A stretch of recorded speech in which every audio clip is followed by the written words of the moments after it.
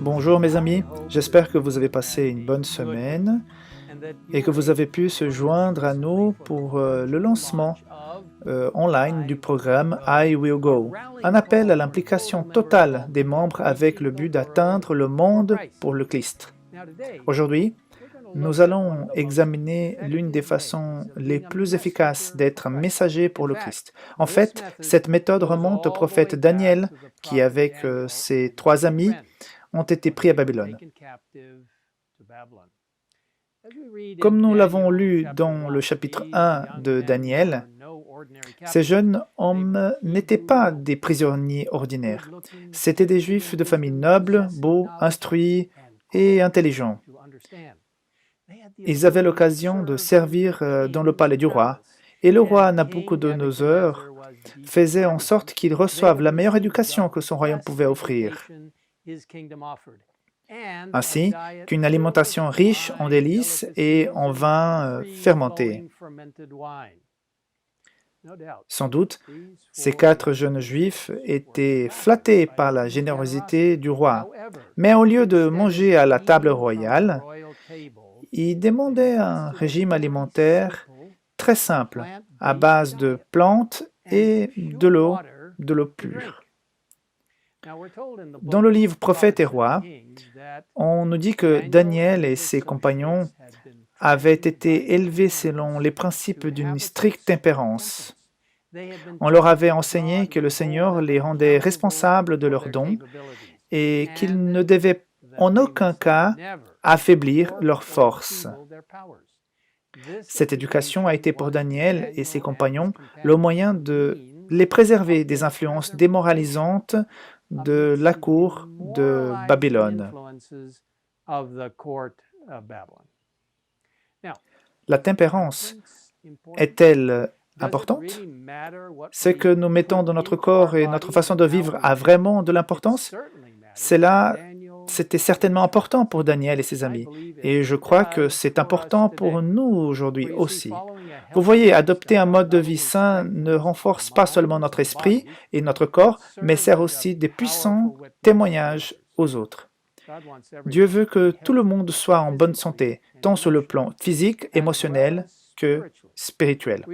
Nous lisons dans la 3e lettre de Jean, verset 2, et il n'y a qu'un seul chapitre dans ce livre donc, au verset 2, « Bien-aimé, je souhaite que tu prospères à tout point de vue et sois en bonne santé, à l'image de ton âme. » Comme il est beau que dans la Bible et l'esprit de prophétie, Dieu ait donné des instructions claires sur la façon de vivre en bonne santé, en nous montrant ce qu'il faut pour mieux manger, boire, comment prendre soin de notre corps. Ces instructions divines données il y a longtemps se sont avérées efficaces pour améliorer la santé à de nombreuses personnes et ont été vérifiées par de nombreuses études scientifiques.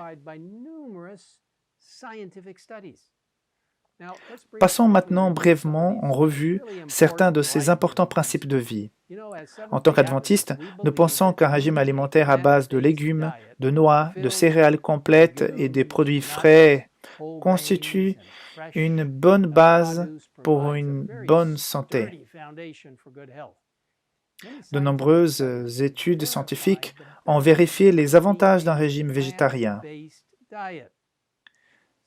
Il est important de se tenir à l'écart des substances psychotropes, telles que le tabac, l'alcool, les drogues, pour garder notre esprit et notre corps en bonne santé. Boire beaucoup d'eau, au moins 8 verres par jour, aide à libérer l'esprit et à éliminer les impuretés de notre corps. L'exercice régulier au soleil et à l'air frais peut améliorer notre état de santé et renforcer votre corps et votre esprit. J'essaye de marcher en plein air pendant au moins 30, 40, voire 1 heure chaque jour. Le repos est également important. Et bien qu'il puisse être tentant de changer la routine de repos, des études ont montré que les adultes ont besoin de 7 à 9 heures de sommeil chaque nuit. Et les enfants et les jeunes peuvent en avoir besoin de plus. Non seulement le repos physique est important, mais chaque semaine, Dieu nous invite à prendre part au repos spirituel et spécial offert par le sabbat. Nous rappelons de nous reposer de nos activités et de nous confier à lui.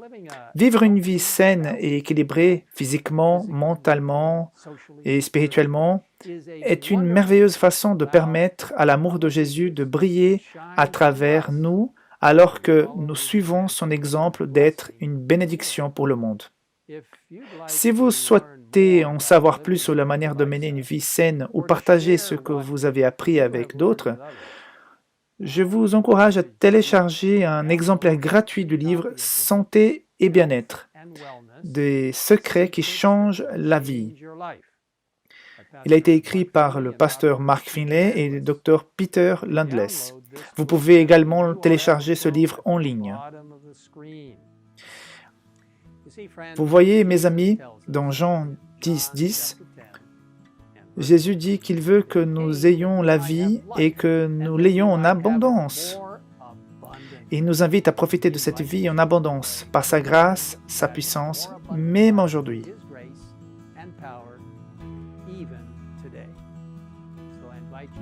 Je vous invite donc maintenant à prier avec moi alors que nous demandons à notre merveilleux Sauveur de prendre soin de nous. Père Céleste, nous te demandons maintenant de guider tous ceux qui nous écoutent et regardent en ce moment. Aide-les à savoir que tu es le Dieu qui les a créés, le Dieu qui les soutient, le Dieu qui veut qu'ils vivent la vie en abondance sur cette terre et en préparation pour la vie éternelle. Merci pour tes principes de santé, merci pour la forme sanitaire. Merci de nous donner l'occasion non seulement de la vivre par ta grâce, par tes enseignements, mais aussi de la partager avec les autres, car nous savons que la santé est si importante non seulement pour l'aspect physique, mais aussi pour le spirituel. Merci de nous avoir écoutés au nom de Jésus. Amen.